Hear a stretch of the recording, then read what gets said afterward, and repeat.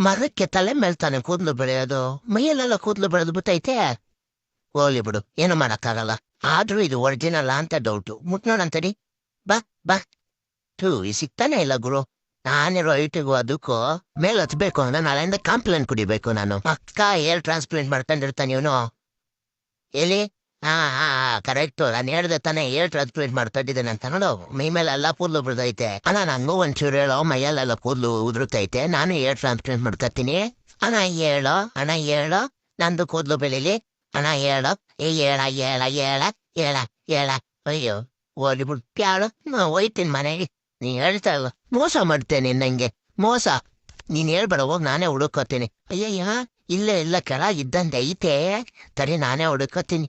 ಆ ಮೋಸ್ಟ್ಲಿ ಇದರಿಂದಾನೇ ಬೆಳ್ದಿರೋದು. ಇದರಿಂದನೇ ಇವ್ನಿಗೆ ಬೆಳ್ದಿರೋದು ಕೂದಲು.